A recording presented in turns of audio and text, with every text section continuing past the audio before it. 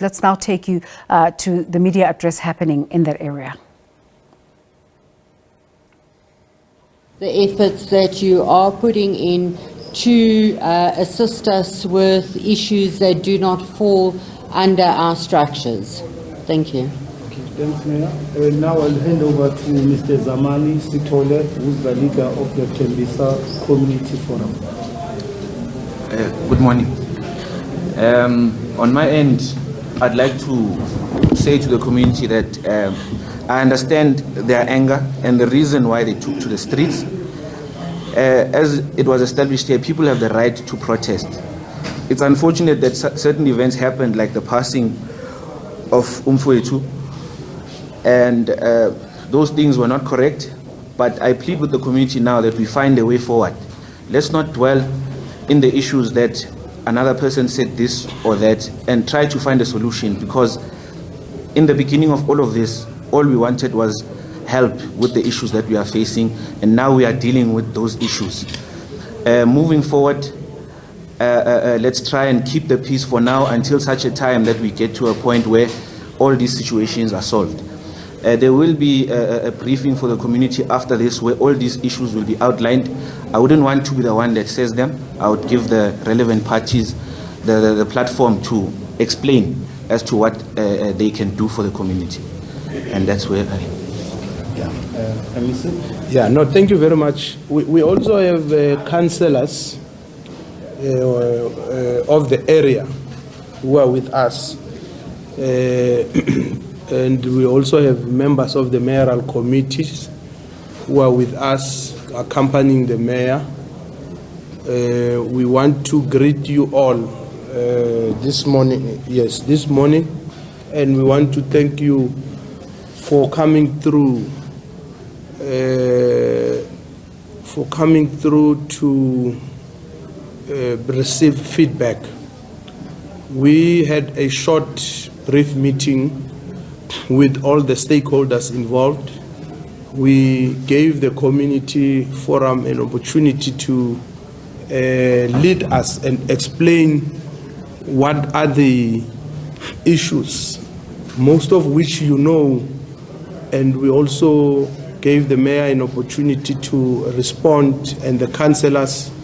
And we are also happy that the mayor responded positively to today's meeting, despite the fact that there is another scheduled meeting on Friday with the community. And we agreed with the mayor that we will visit the bereaved families, but she will not join us for the community meeting, which we will address because we think it's important to give feedback about the process we have engaged, or rather we have started in. We have started as the two spheres of government. In the process of engagement, we realize that there are many issues. Some of those issues can be resolved in the short term, others in the medium, and others will be long term. And at the same time, there are issues that will require national government and the province to work with the municipality. We have already spoken to some of the ministers and agreed, like Minister Pravin Gordhan, on some of the issues, especially related to ESCOM, not only in relation to Ekurhuleni. These issues affect our citizens throughout the province and in all the municipalities. And as Cogta, we have raised them before and will raise them again, because we want to ensure that there is an everlasting solution to all the challenges that faces our people. And this is in the context of understanding that the economy is not doing well and the cost of living is unbearably high.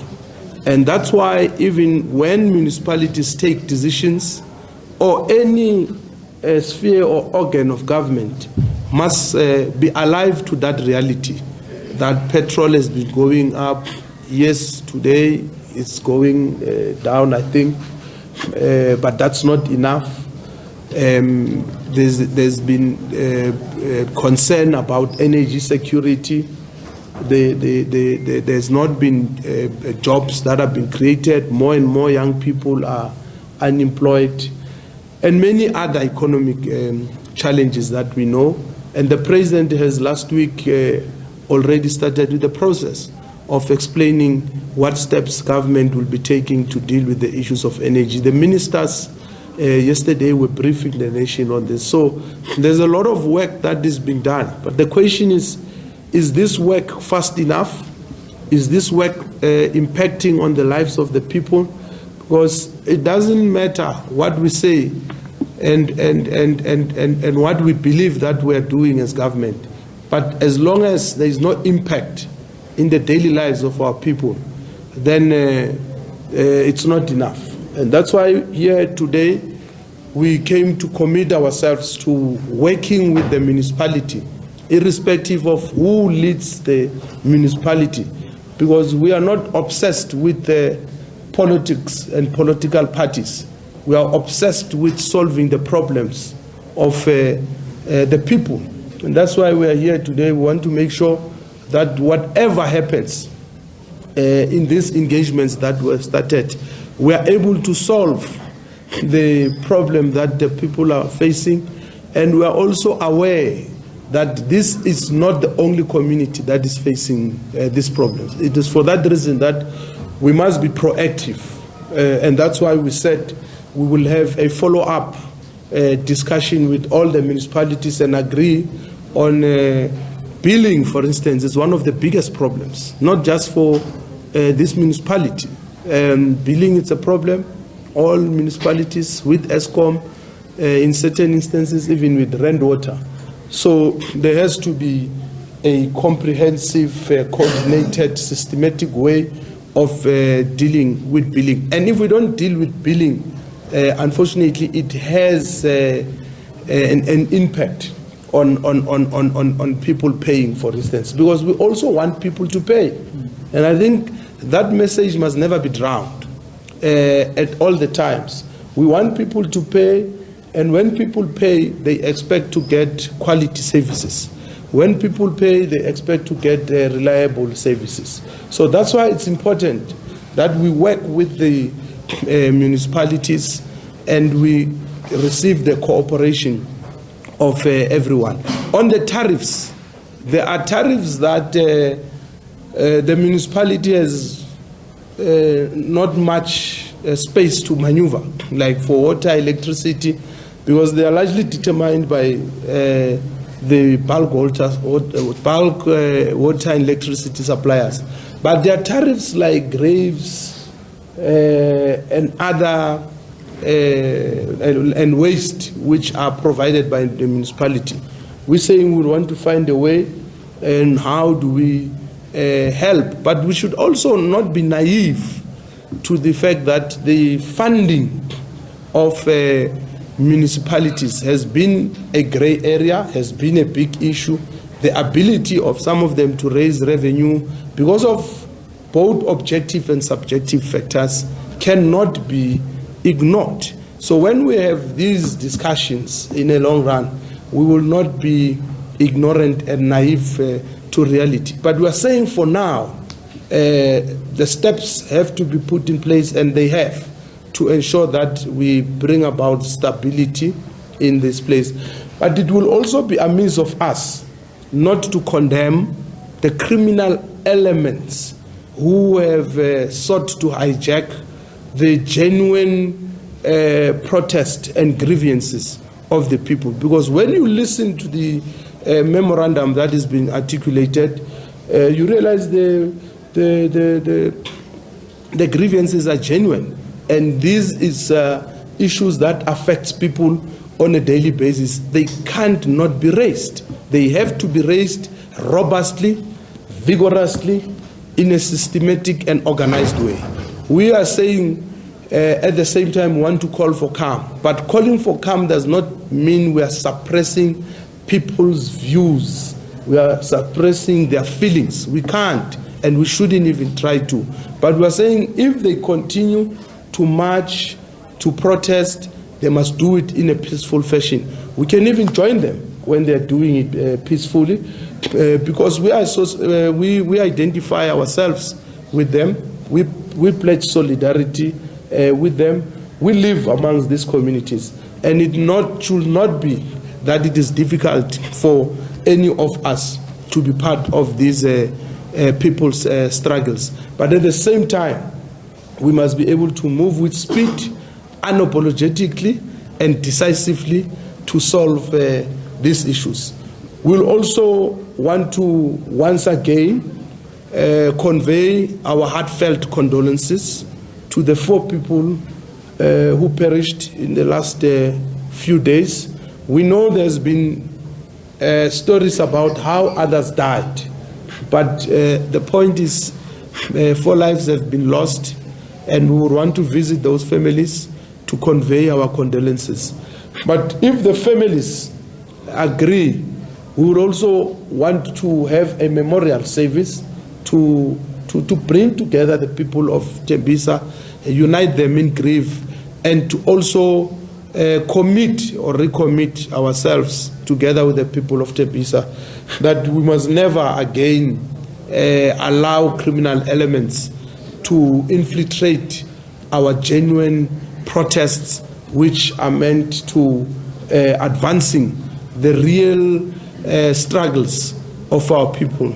We know that the people are suffering, the economy is not doing well, cost of living has gone high, and there's a lot of interventions, as I've said, but the question is, are they enough? Are they quick enough? And are they making an impact?